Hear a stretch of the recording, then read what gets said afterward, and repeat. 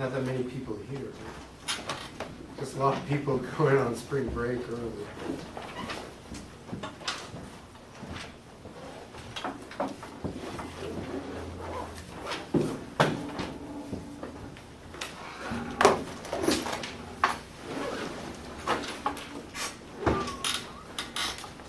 Okay, so one thing just to tie up what we talked about. We did improper integrals. You've done a lot of integration techniques. I think we're pretty solid on that. What happens if you have something like this, like for example, 1 to infinity of say 1 over x, and then maybe you have something like the square root of 1 plus 1 over x to the 4th dx, and you have something like that, okay?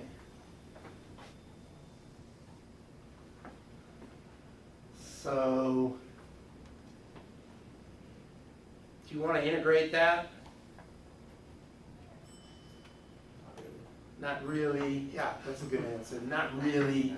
So, but you still want to know, does it converge or diverge?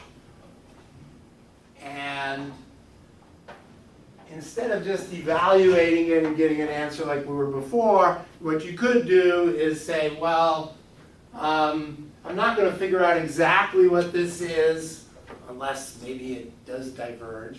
For ones that converge, you might not figure out exact. But you're just going to answer, does it converge or diverge? And you can use what's called the comparison test. So the comparison test is going to say the following, is that let's say we have, this situation where f of x, take two positive functions, and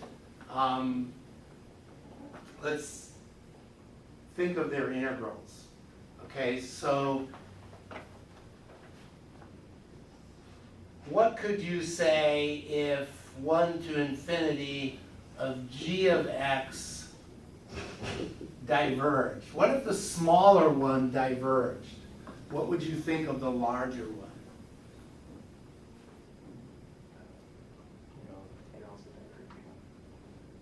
It would diverge, right? It would diverge, yes. Okay, so if the smaller diverged, the larger would diverge by a basic comparison. Because in other words, if the small one, if you integrate it strong enough to get you to infinity, well, the large one, when you integrate it, you'd expect it to have more area. Well, it's going to be infinite. So in other words, you could say that if the smaller diverges, then the larger diverges. Okay? What could you say if the larger converged? What if the larger one converged? And the smaller one converges too? Then the smaller one would converge. Okay? So we know that 1 over x diverges, right? 1 over x from 1 to infinity, 1 over x. We know by the p-test that this diverges. Well, isn't this slightly bigger than 1 over x?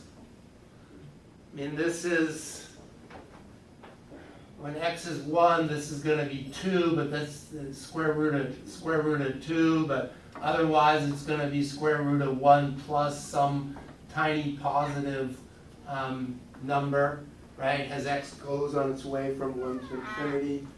So this will diverge by the comparison test. Okay, this will diverge by the comparison test. Similarly, we could, let's give an example of something that converges. So for example, we know that 1 over x squared converges. So what if I just did the same thing and I put something down here like, 1 to infinity of 1 plus 1 over, x to the 8th, something like that. Okay? So if you look at it, this function, in other words, we know that 1 over x squared is slightly bigger than 1 over x squared times the square root of 1 plus 1 over x to the 8th, right?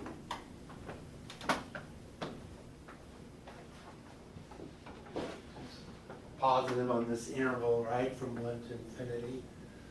So we know that this function converges. So in other words, 1 to infinity of 1 over x squared converges is actually equal to 1. We've already seen that. So what does the comparison test tell us about this? If the larger converges, the smaller converges. Now, that doesn't tell you what it converges to, right? It doesn't give you an answer what it converges to, but it tells you it converges. You know it's finite. And you know it's bounded by 1. So, somewhere between 0 and 1. You're not going to know exactly yet. Wait, why 1? Why 1? Well, because this integral here is 1. Oh, okay. Yeah. So you know that this one's not going to be bigger, right? Because it's smaller. The area is smaller, right? So you know that you're not going to figure out what it is exact unless you want to go and actually integrate that and do the limit and go through the whole thing. Yeah. So this is a kind of a convenient way to at least answer the question of is it converging or diverging by the comparison test. So this is a comparison test for integrals. Now there's an even stronger test called the limit comparison test. And the limit comparison test would be kind of the same situation, except what you have now is that you're taking a limit as, say, x goes to infinity, and you're looking at, say, two functions like, f over g, okay? And let's say they're roughly some positive constant, okay? So they're in the limit, they're a positive constant, which means that roughly when x is getting big, this is about c times, f is about c times larger than g. Well, it depends what c is. C could be quite small, in which case g might be larger, but the ratio between them will be c. So in this case, if you do have a positive constant, then the limit comparison test is going to say that this integral from 1 to infinity of f is going to converge if and only if this integral from 1 to infinity of g is going to converge. In other words, they will do the same, they will have the same behavior. And the intuitive way to think about this is that, let's say, let's give let's say c is 5 or something. That says f is roughly got 5 times as much, if you look at the area under that curve, 5 times as much as g. So if this is a finite number, well, this is a finite number too. It's just, yeah. So that's a way of thinking about this. Now the other part of the limit comparison test would be, so this would be like part A, and then part B. Okay, let's say that we take this limit, and so this is case A. Okay, let's say in case B that, so let me write my case over here. Can I write it up here? Okay. Staying on this one board. Okay, so what about in case B? What if the limit as x goes to infinity of f of x over g of x was 0?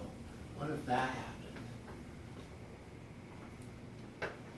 Which one would be the larger one? G. G would be a lot larger. Okay?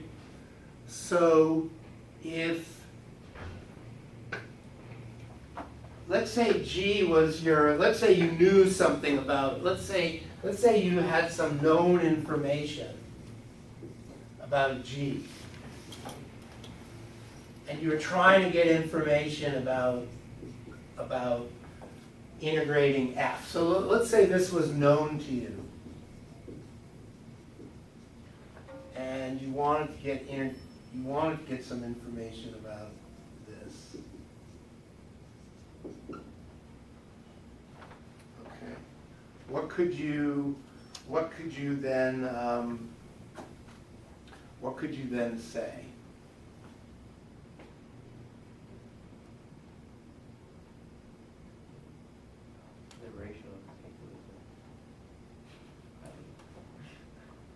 Well, let's say you knew something about this.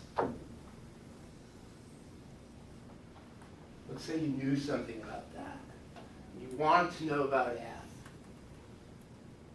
Now I'm claiming there's partial information. You know that f is a lot smaller than g. They're both positive.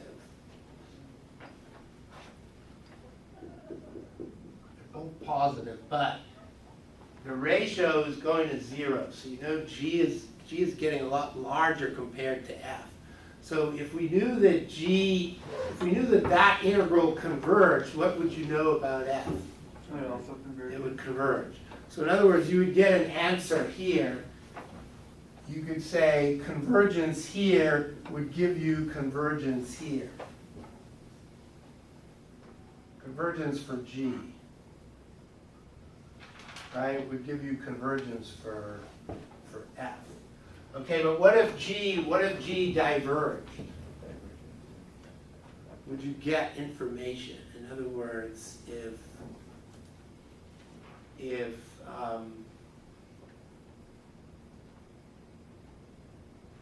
you get information at that point? G is a lot larger. It happens to go to infinity when you integrate it. Would you necessarily get information? No, you wouldn't get information. You still wouldn't know, right?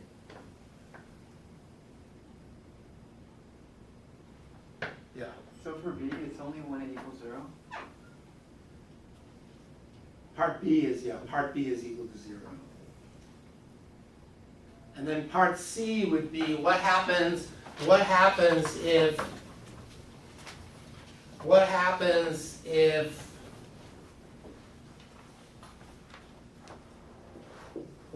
if this is infinity? Then what do you know? F of x is a lot bigger, yeah. F of x is a lot bigger. So G is the one you have information. So if G converged, would you know anything about F converging? No. But what if G diverged? Yeah, then you would get information that if you had divergence for G would give you divergence for F. Okay? Now, don't worry about this so much. It's not going to be in the midterm. But, it's just to know. We'll see it later when we get to series.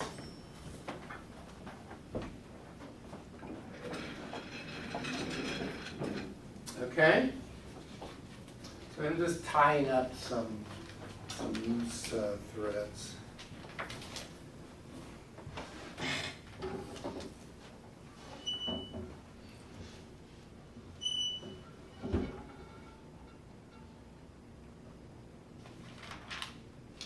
Okay. So let's do.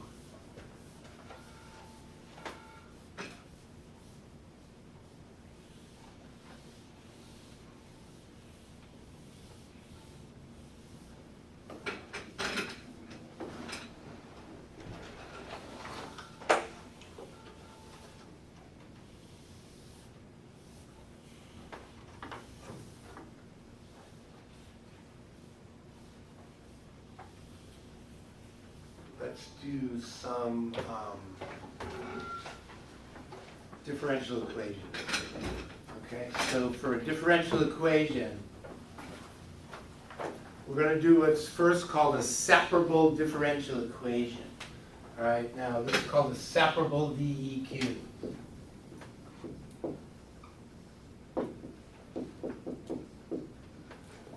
So the first thing you got to realize about a differential equation, the variable is a function. Okay, the variable y is a function of x. So when you see something like a differential equation that says, you know, y prime is equal to xy, right? Solve for y.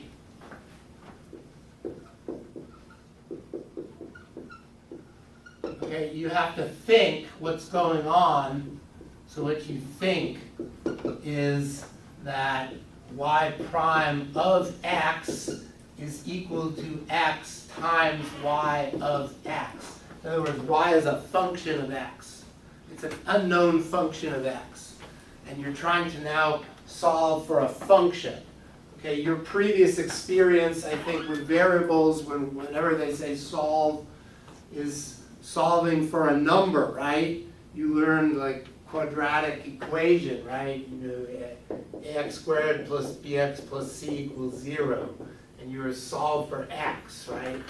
You're trying to find a real number. Here you're trying to find a function.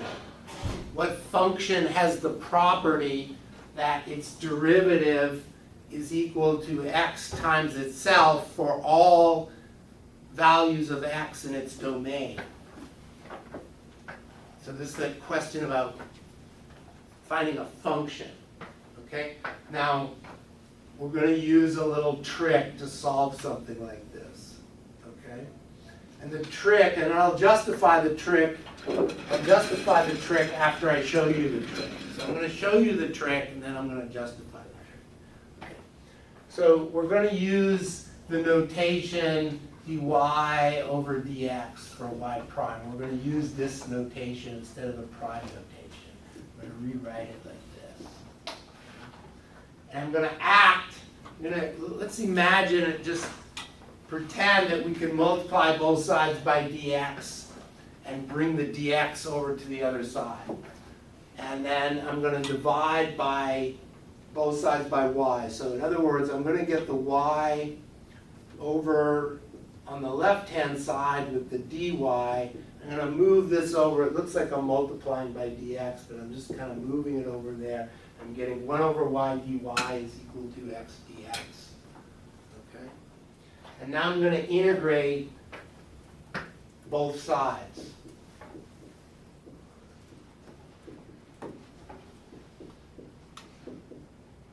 Now we know when I do that, I get, like x squared over 2 plus, c.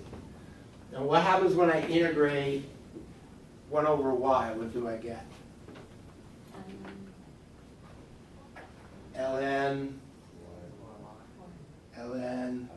absolute value y. Okay.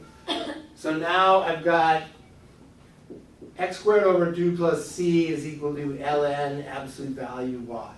All right, I've just got to get rid of ln. How do I get rid of the ln? Right, I use the inverse function. So in other words, I take e raised to this is e raised to this. Okay, so in other words, e to the x squared over 2 times e to the c is equal to absolute value of y. And now I can say that y is equal to plus or minus e to the c, e to the x squared over 2. Okay. And what is e to the c? What's C? Hmm? C. It's a different constant. Yeah, it's just a different constant. I mean, e to the c is any positive real number, and then you have plus or minus, right? So you've got any real any non-zero real number. Why don't we just call that, big A or something? So let's have big A be plus or minus e to the c, because c can be anything. So plus or minus e to the c, we'll just call real number A, and we will say that this can be A times e to the x squared over 2. And that's the solution. And you could check it by just differentiating it, right? So if you differentiate it, here's your y is A e to the x squared over 2. If you differentiate it, y prime would be A. This would be chain rule, e to the x squared over 2 times the derivative of the inner. Now the derivative of that inner function, well, we all know that that's just x. So it is itself times x. Well, that's what you wanted, right? So you solved it. All right. Now it looks like it's a little bit of a trick, and in some sense it is. But let's go through it. And since I'm stuck on this board, I have to erase this board because I'm going to go over here. I'm going to erase this, but then we're going to go through the justification. Now that's kind of what you have to do. But let's go through the justification and we'll do some more examples. Okay, so a separable differential equation looks like y prime is some function of x divided by some function of y. Okay, if the differential equation has this form, or it can be written in this form, then it's separable, and you're going to use this trick. So the trick you're going to do is you're going to use this form, dy over dx is g of x over h of y. You are then going to separate. So you're going to separate. In other words, you're going to get the g of x with the dx, and you're going to get the h of y with the dy. So you have to get all the y's and dy's on one side and all the x's, dx on the other side. So you're going to, looks like you're crisscrossing, so you're going to do h of y dy is equal to g of x dx. Okay? So you're going to separate, and then you're going to integrate. Step 2 is you integrate. So it's a two-step solution. You separate and integrate. So then you integrate h of y dy is equal to, you're going to take the antiderivative of g of x dx. And so you separate and integrate. Okay? All right. Now, what's the justification for this? Well, it really is your substitution rule. Okay, so your substitution rule, remember what your substitution rule says. It says, for instance, if you have some function, and I'm going to call this say f of x or something, okay? And you give it a name like y, okay? And then you have something like h of f of x times f prime of x dx is equal to antiderivative of h of y dy. Okay, that's your substitution rule, right? That's what you learned when you do u sub, right? Or here we're doing y sub, right? So this is your substitution rule. Let's write it a little bit better. Here I'm on camera. I have to be very precise. H of y dy. Okay. Now, the only thing we're going to do to justify this trick is I'm going to rename, instead of using f, I'm going to use y of x. In other words, I'm going to use this notation. It's going to look a little bit like an abusive notation, but I'm going to use y of x is equal to y. And in this context, y is a function name, so this instance is a function name. And this instance here is a variable name. And if I apply my substitution rule, in this context, I get h of y of x times y prime of x, the antiderivative of h of y of x, y prime of x dx, is equal to the antiderivative of h of y dy. Okay? So this is just here, this is just your substitution rule. That is just your substitution rule. However, we have that y prime in the separable differential equation. Y prime is g of x over h of y. So I can substitute g of x over h of y in for this expression right here, the y prime. And when I do that, what do I get? I get the antiderivative of h of y of x times g of x over h of y dx is equal to antiderivative of h of y dy. Well, these are just canceling because they're the same thing. Remember, y is a function of x, so h of y of x, h of y of x, they're canceling, and you get antiderivative of g of x dx is antiderivative of h of y dy. That's why it works. It works because of the substitution rule. Okay? But you'll just, in practice, you'll think of it as a trick. You'll act as if, I'm multiplying both sides by dx. Okay, you're really just doing the substitution rule, but you get to think that way, yeah. So the bottom h of y is h of y x? Oh, Yeah, y is a function of x. Oh. Yeah, Dr. Goldman, yes.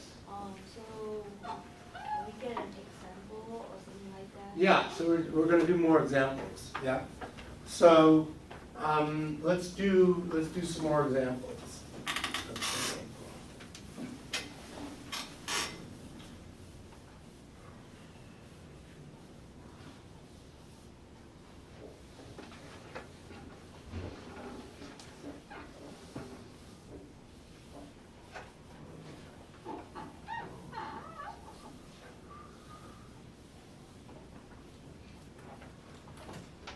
Okay, so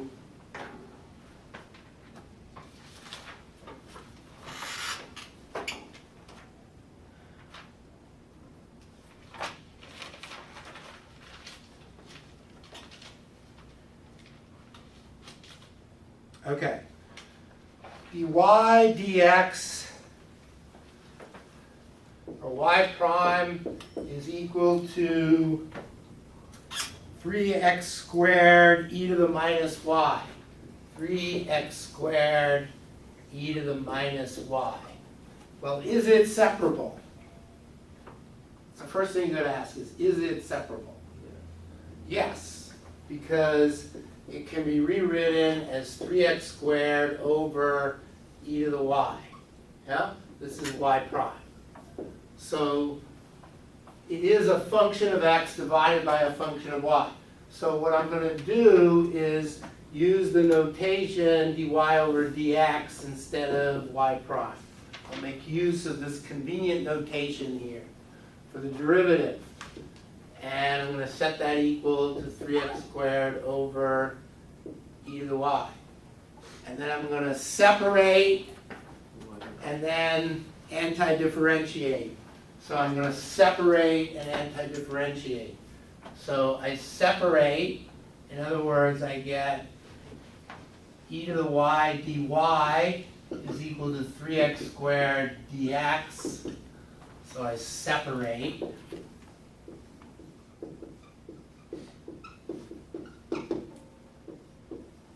And now integrate. Okay? So antiderivative e to the y dy is equal to antiderivative 3x squared dx. Okay, so I separate and integrate. Okay, you know this is just e to the y.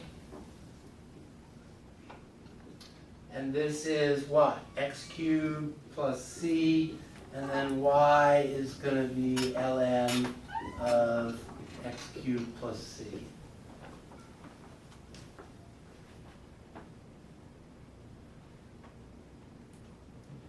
Okay, this is a separable differential equation.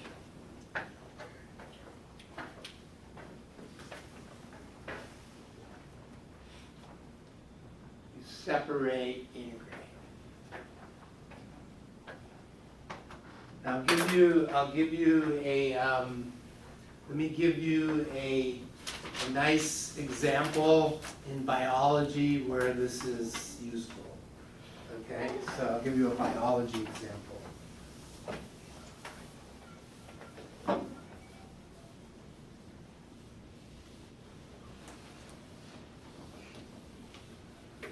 So in biology, there's something called logistic growth.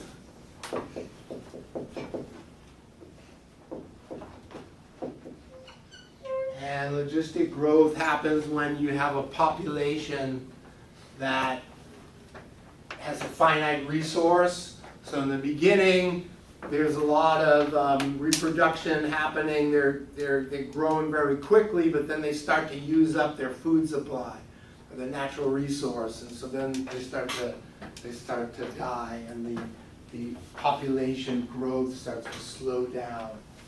Okay, so something grows logistically if it grows according to the logistic differential equation. So let's have n of t be the population size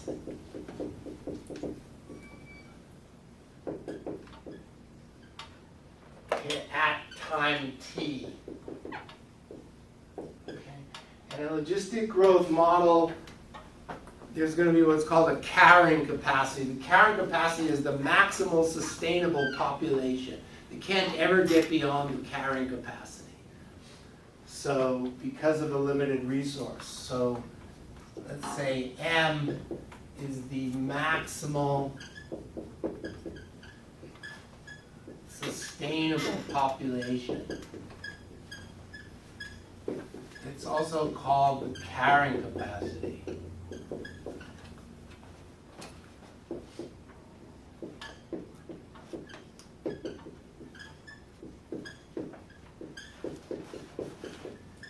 Maximal sustainable population, or the carrying capacity. So we're going to say that the rate of change of growth, dn dt, is the rate of change of the population with respect to time. Okay, the rate of change of growth is going to be proportional to how many animals are in that population, whether it's animals or fish or insects or whatever. So it's going to be proportional to n at some constant, say k times n. But it's also, you also have to look at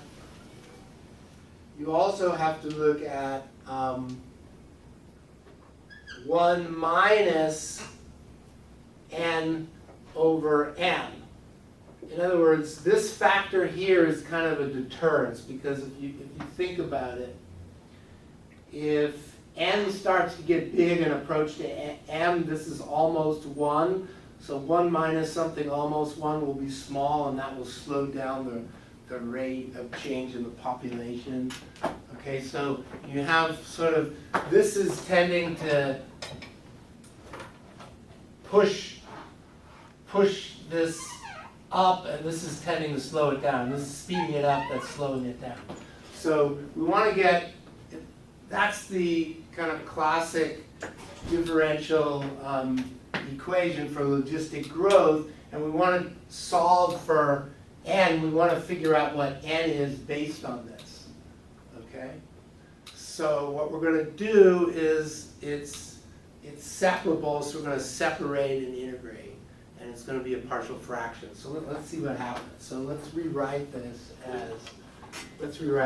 as k n, and let's write this as m minus n over m. So I'll put this constant here, m is the, so I'm going to rewrite it in this form.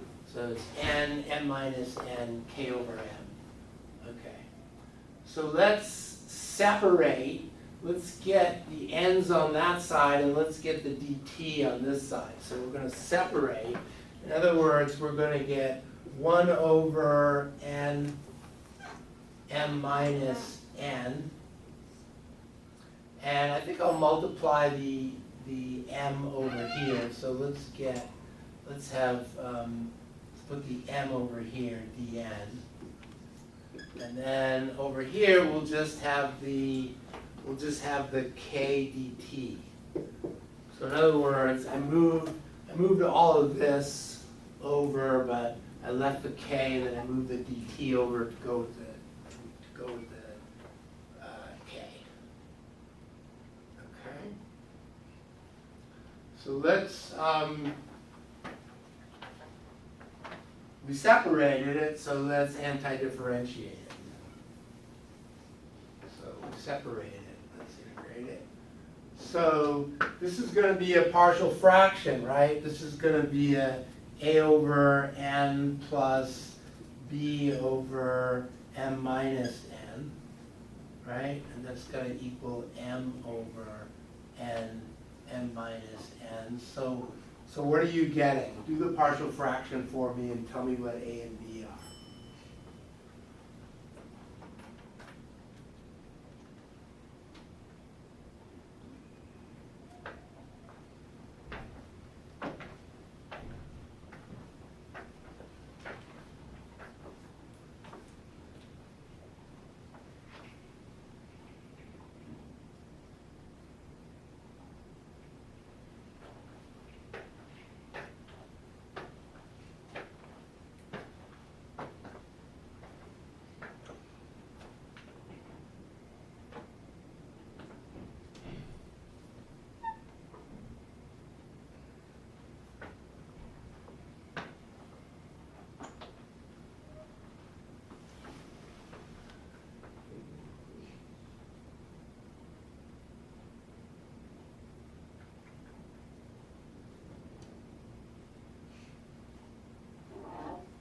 Is B1 and A1, 2?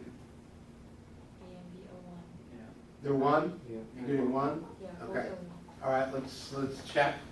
So a m minus a n plus b n is equal to m. You can think of this as 0 n plus m.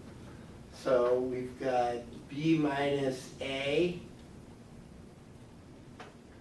n plus a m is equal to 0 n plus m. So a is clearly 1, and then since b minus a is 0, b is 1. Okay, very good. All right, so let's rewrite this now. So erasing this. I'm going to rewrite this now as the integral of 1 over n plus 1 over m minus n dn is equal to integrating k dt. Okay. So what happens here? What's the antiderivative of 1 over n dn? ln, okay, ln, these are gonna be positive, so we'll just put n. And what about the antiderivative of the other? So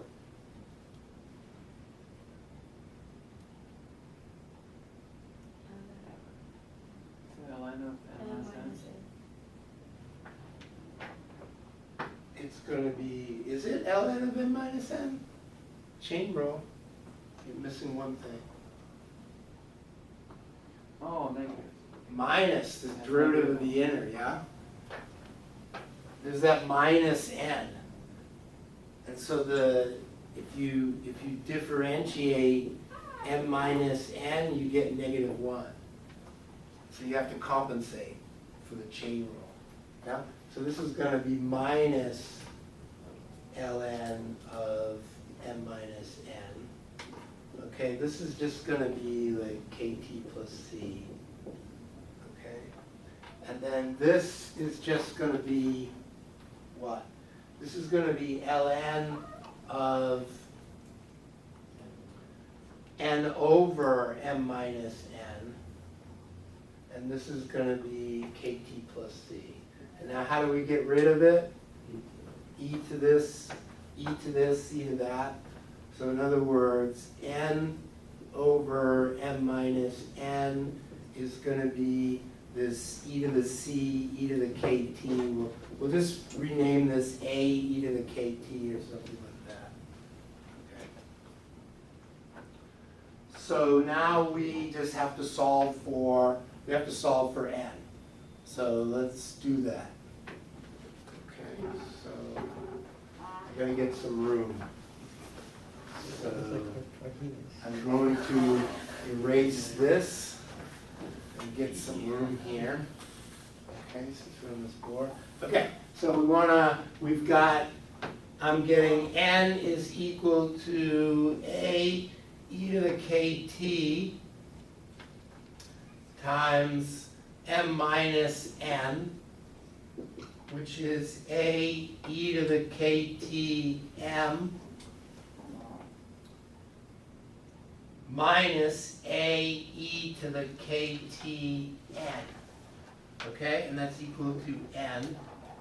Okay, well I want to get the n's all on one side.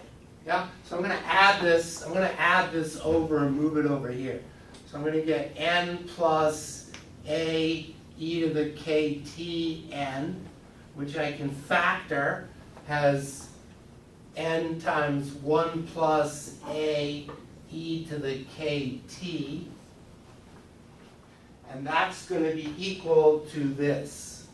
Because after I add it over, I've just got that. So I've got a e to the kt m.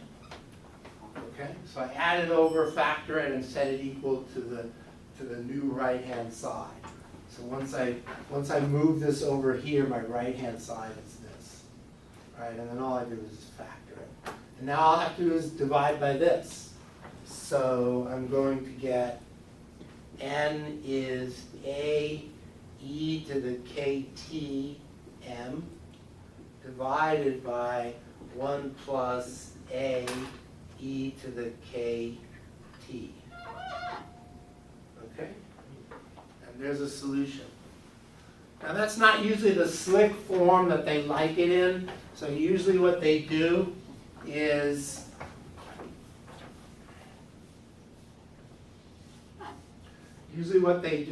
so n of t is a e to the kt m over 1 plus a e to the kt. Usually what they do is they multiply both sides by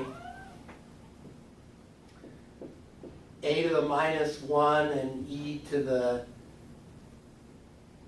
minus kt. So we're going to just multiply by 1 in the form of a to the minus 1 e to the minus kt over itself. Okay? And when we do that, this wipes out here and just leaves m in the numerator. And this becomes a 1 when it hits this. And then when this hits the 1, it just becomes a to the minus 1, e to the minus kt. Let's call a to the minus 1 b. Let's just give it a name. And so we've got b e to the minus kt. And this is the normal form. That's kind of the usual form that you see logistic growth written in. That would be the solution. Okay? Some constant times e to the minus kt. Now you can figure out what that constant is. In other words, it's not hard to figure out what that b is from the initial condition. So the initial condition will be that your starting population is called n naught. This is your starting population. And so if that's your starting population, you know that n naught is going to be m over 1 plus b e to the minus k times 0. But what's e to the minus, what's e to the minus 0? What is this? 1.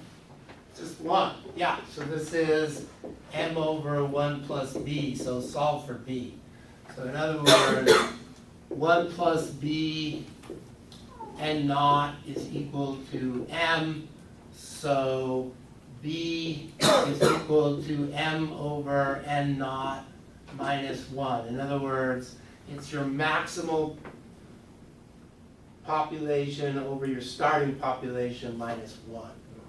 So another way to fully express the logistic equation is to say that the population at time t is the maximal carrying capacity divided by 1 plus the carrying capacity divided by the initial population size minus 1 times e to the minus kt, where k is the positive constant that appears in the original logistic growth differential equation, which is there.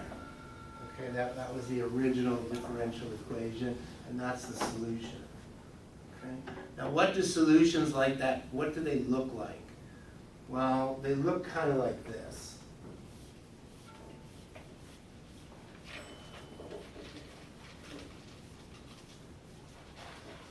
So I'll erase everything, so I'll put this here. So the NDT is K n 1 minus n over m. Okay, so this is the differential equation. This is the solution. So this is the solution to the logistic differential equation. This is logistic growth. And what does logistic growth look like? Well, you can kind of see that what happens is, what happens when t goes to infinity? In other words, what's the limit as t goes to infinity of n of t? It converges. To what? As t gets big, what happens to e to the minus kt? It's got big, minus negative. Goes to 0, right? So when t gets big, this, I'll use a different color. This is going to go to 0, which is going to wipe this all out, and you're just going to have m over 1, right? So it goes to m. And that makes sense. That's why there's a horizontal asymptote at m. So if you plot time and you plot population size here, you'll start somewhere at n0, and it will grow up rapidly, but then it will start to approach this horizontal asymptote, which is at the carrying capacity m, and that's what typically a function that has logistic growth, that's kind of what it looks like.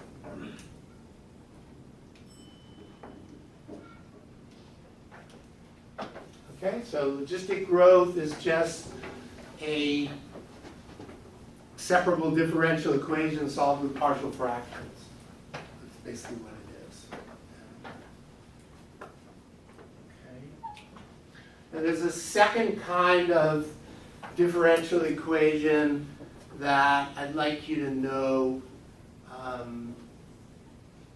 It's not in the book, but I think it's really easy, and it makes for an easy midterm question, so I'm going to give it to you. It's really easy, and so all you got to do is just learn it. There's a trick to it. So these are called second order linear homogeneous.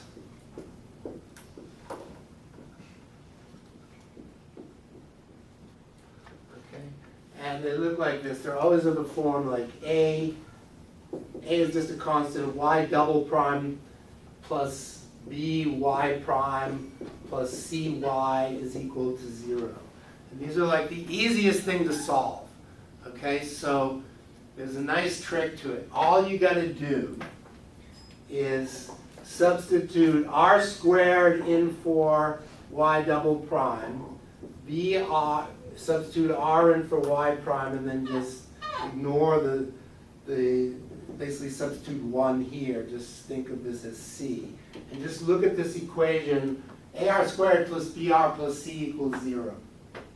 And solve it for r. Just solve it for real number r using the quadratic formula. Okay? So solve this. And there's going to be 3 cases, right? There's 3 things that can happen. What are the 3 things that can happen when you solve any equation, anything you're using the quadratic formula on, ar squared plus br plus c? There's 3 things that can happen. You have 2, 1, or no solutions. 2, 1, or, Imaginary. well, you have an imaginary solution plus its conjugate. Okay, so the 3 things that can happen are 2 real distinct roots. So 2 real roots you can get an R1 and an R2. The second thing that can happen is you can get just a repeated real root. In other words, 1 repeated real root.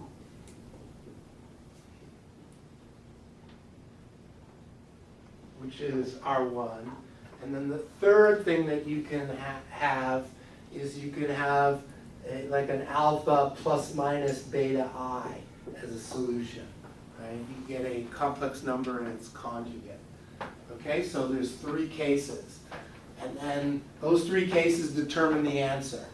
So the answer is going to be, for the first one, it's very easy. It's going to be e to the r1x plus e to the r2x, and the general solution, you can have any constant here, c1, and any constant here, c2. Okay, and that's the general solution for y. And in the second case, it's very similar.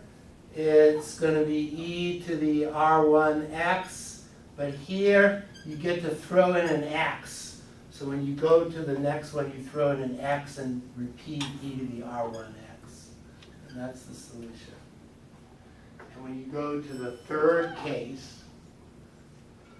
now the third case is I can justify these 2 cases for you now.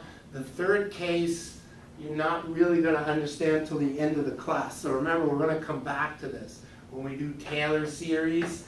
And when we do the expansion for the series expansion for e to the x, and then we're going to understand it. And we do cosine and sine. We're going to understand where this comes from when we look at series. But for right now, I'm just going to give it to you. The solution is going to be e to the alpha x times, it's going to be c1 cosine of beta x plus c2 sine beta x. And all you have to do is just memorize these. Yeah? Really easy. Right? It's always going to be that way.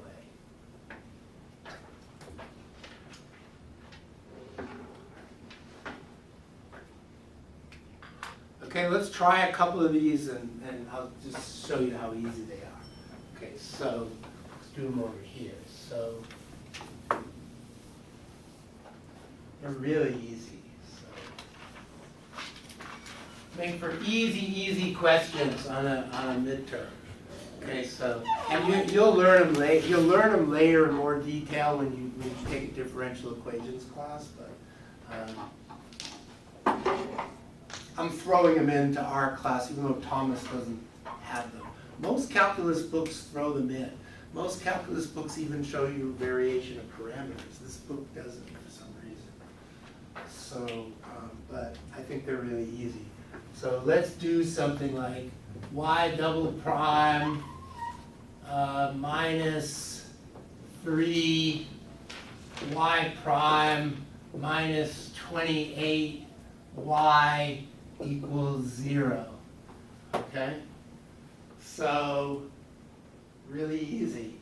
All you do is r squared minus 3r minus 28 is 0, r minus 7, r plus 4 is 0, r1 is 7, r2 is negative 4.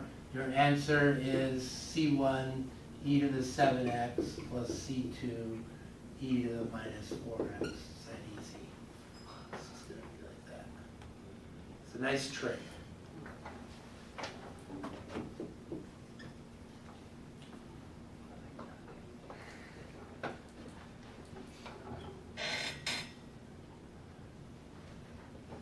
After you solve for r, you just plug in r. Just plug them in. You raise e to the power of that root times x. Yeah.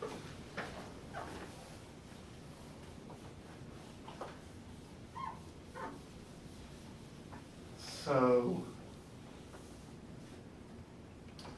let's. You want to see why this? You want to see the justification at least for part A.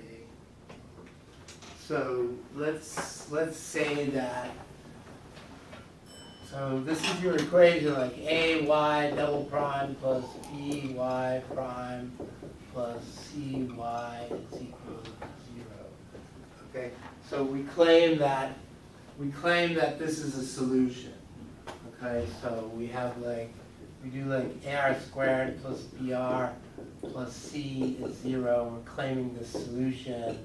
Say y is c1 e to the r1 x plus c2 e to the r2 x.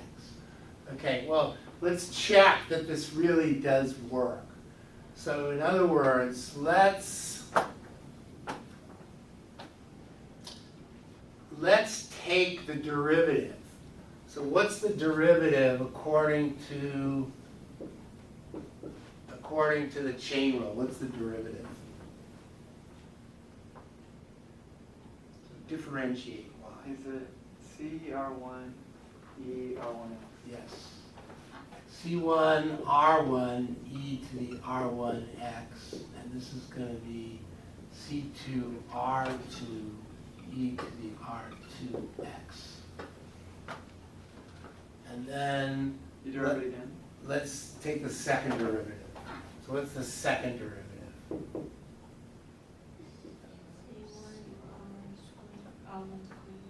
You do the same thing, multiply by R1 and then multiply by C1 R1 squared e to the R1 x plus C2 R2 squared e to the R2 x. Okay? Now let's multiply this by A. So AY double prime is I'm sticking an A here, I'm sticking an A here. Actually I should do that in a different color probably.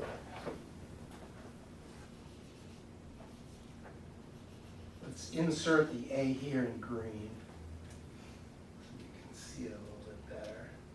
So put the A here, just put the A here, put the A here. Let's put the B here, and let's put the B here. Let's put the B here, and let's put the C here, and let's put the C here, and let's put the C here. Okay? Now, I wanna add them up and check that I do get 0.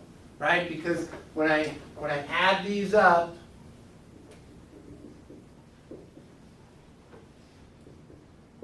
So when I add these all up on the left-hand side, I get 0, right? Because that was my supposition, that was my assumption, that was the starting point.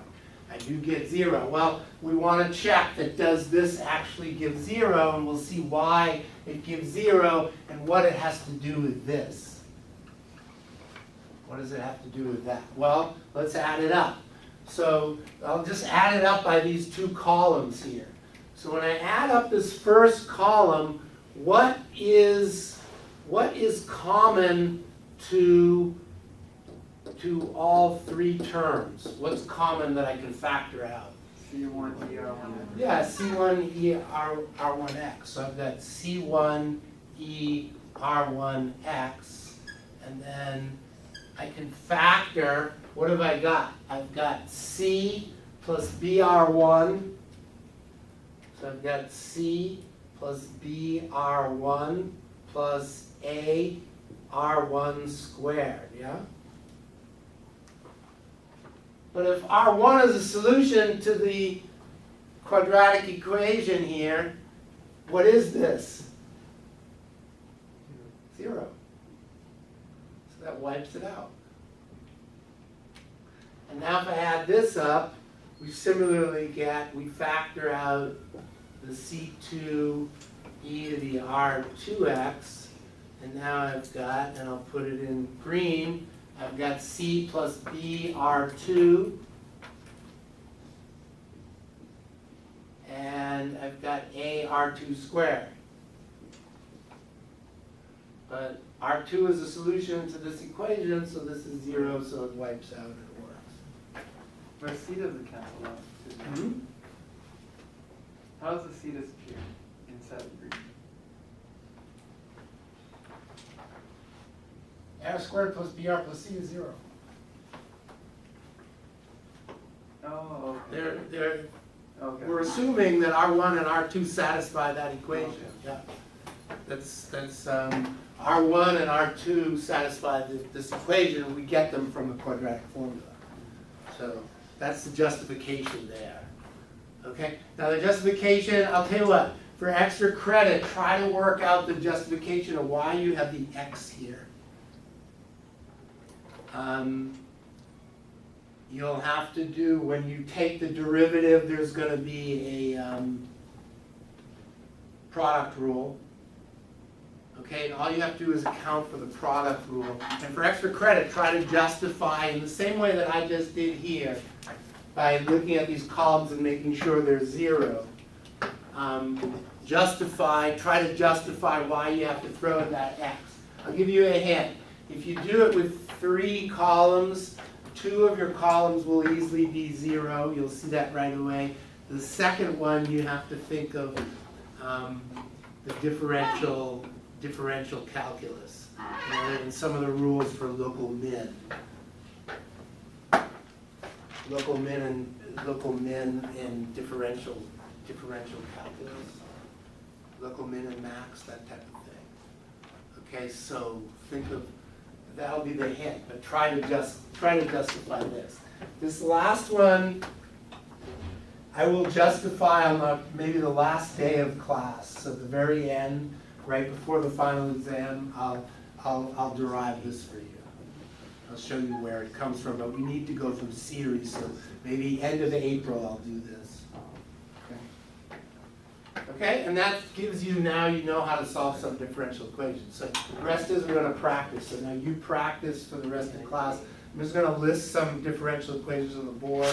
You practice, get them.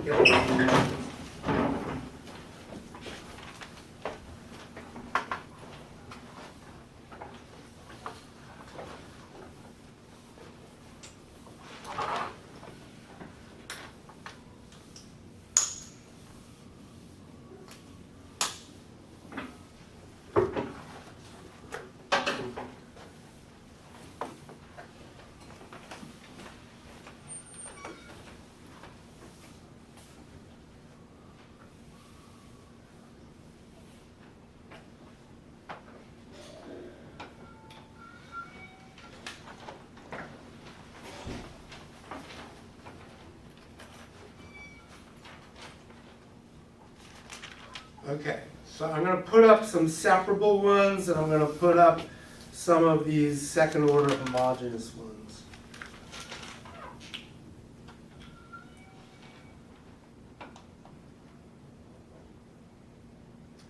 Okay, so 2 square root xy dy dx is equal to 1.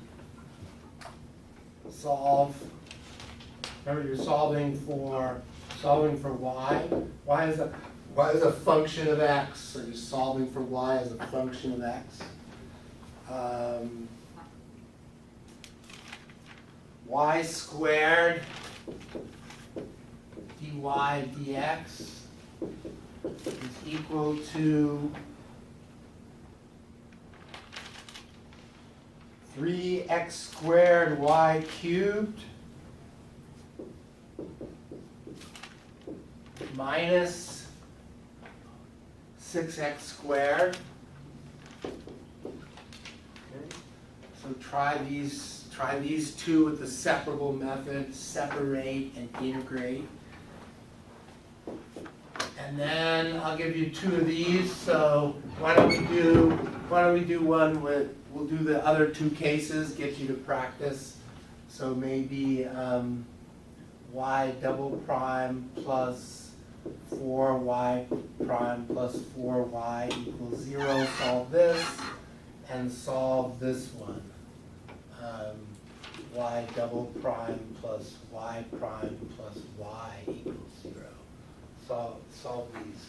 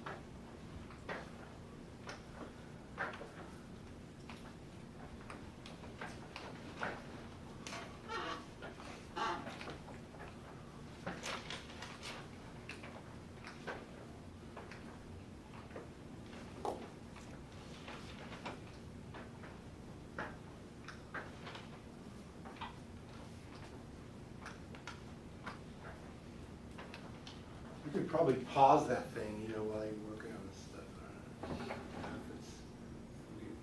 just leave it if you're not sure.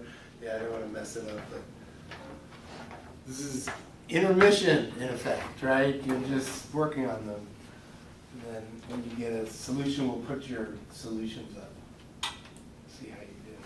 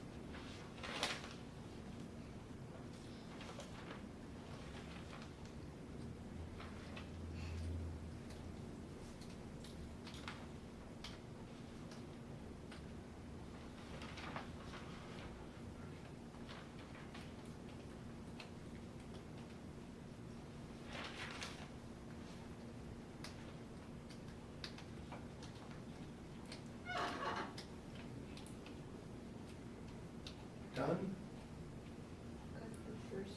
Got the first one?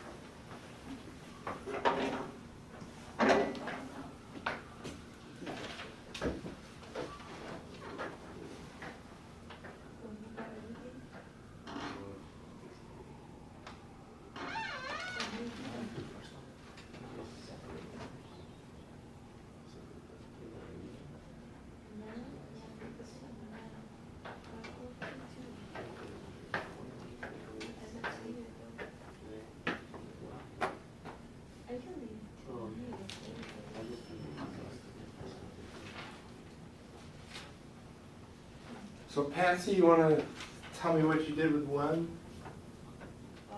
So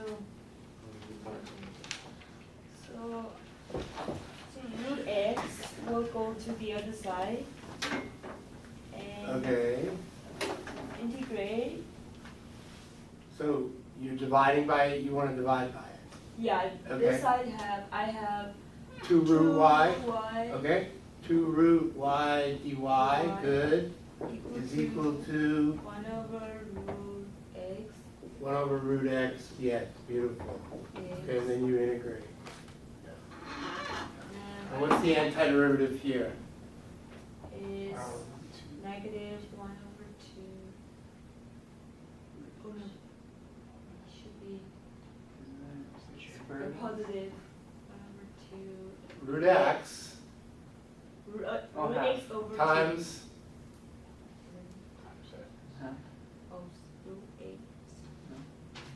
times 2, right? Yeah, This is 2 root x, right? yeah, Yeah? yeah. Okay, so 2 root x plus c, and what do we have here? What's the antiderivative here?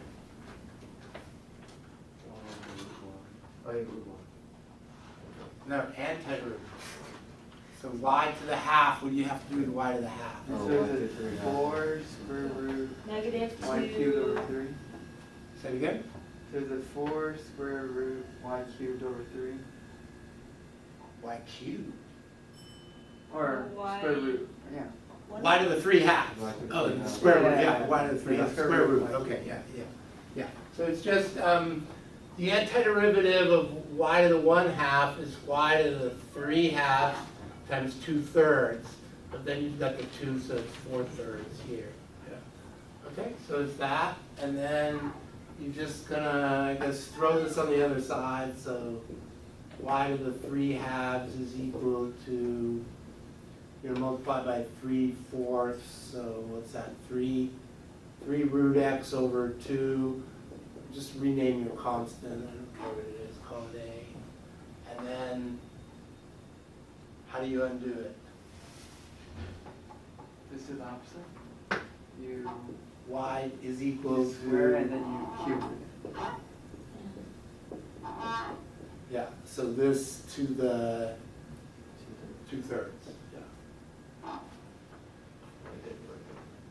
Yeah, Yeah. yeah, very good. Looks good to me. Okay, on number 2, you gotta make sure it's separable first, is it? No, not It is, but you gotta do a little work. What do you have to do? Factor here. Yeah, you gotta factor first. So in this, you gotta factor. So in other words, you've gotta get it y squared dy dx is 3x squared y cubed minus 2. Now it's a multiplication. And now it's separable. In other words, it's in the separable form where this is 3x squared over, you could divide, first of all, you could get this on the other side by putting the y squared here. And then you could think of this as y squared over y cubed minus 2. So it's in that separable form of a function of x divided by a function of y. Okay? So you want to separate and integrate. So in other words, you want to integrate y squared over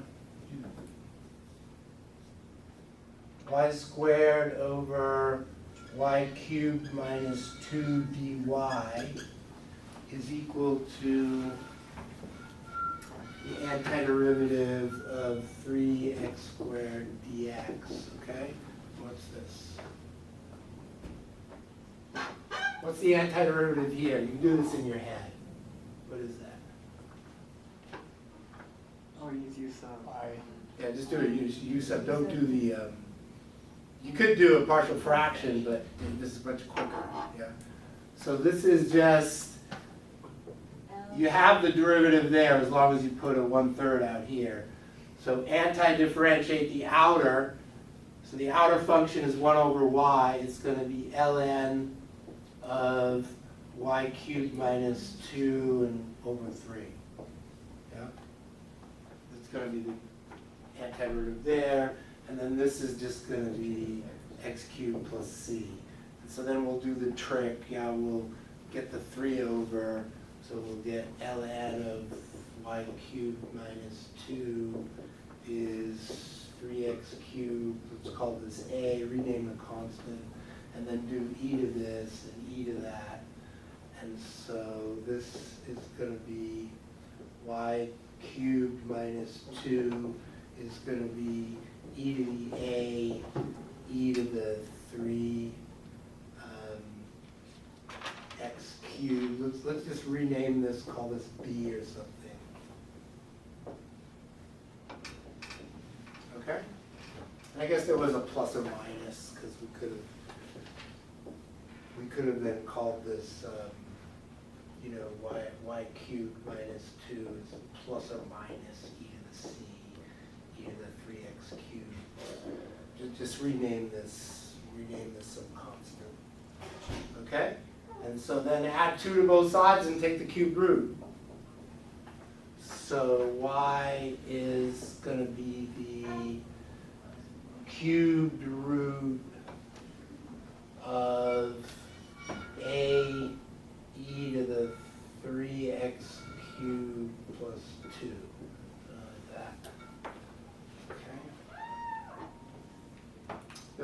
these last two.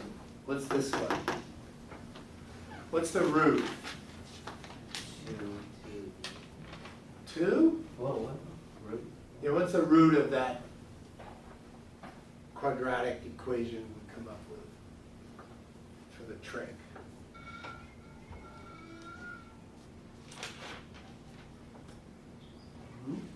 Yeah, what's the root? What's R? -2. Negative 2. Yeah, negative 2. So what's the solution? C1 e to the minus 2x. C1 e to the minus 2x plus C2 C2x e to the minus 2x. Very good. And if you solve this one, what's your complex root?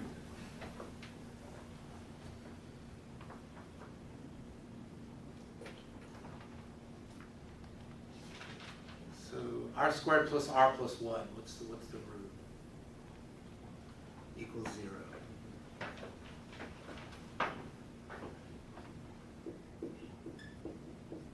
What's r?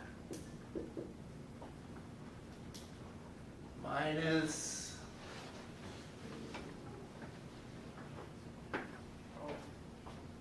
1 plus minus square root of, what am I going to get? What's b squared minus 4ac? -3. Negative 3 over 2, yeah? So it's going to be, in other words, it's going to be minus a half plus minus root 3 over 2i. That's going to be your alpha plus minus beta I. So what's your solution?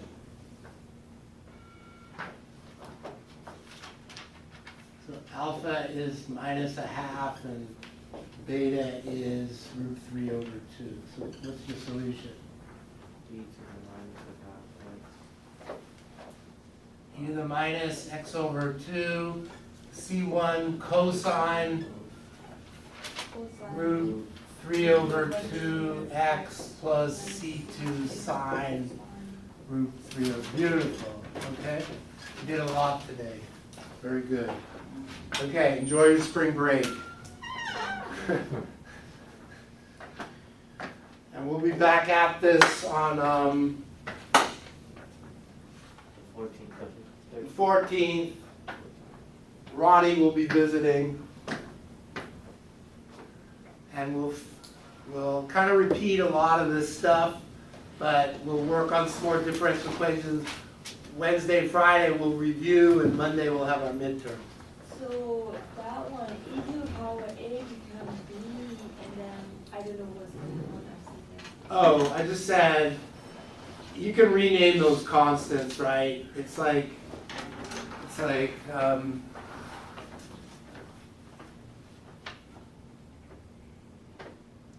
I guess I should have called this, instead of C, it's just A. So all I was saying was that I should have had the absolute value here, so if you keep the absolute values when you take e to both sides, you just get the absolute value is equal to e to the a, which I'm calling b, but then I should have said this becomes this, if we remove the absolute values, it just becomes plus or minus b e to the 3x cubed. But then I can rename this, something. Whatever you want, big K, I don't care, just rename it. It's just a constant, it doesn't really matter. Yeah? Yeah, so it's like C can be anything, right? So e to the c can be anything. And then plus or minus e to the c will be anything. So if you want to rename this b and rename this plus minus b and call it a, or whatever you want to call it, k, just renaming the constant, right? Basically anything. Not really. I guess I should have said plus minus b here. You can turn that thing off so that I don't look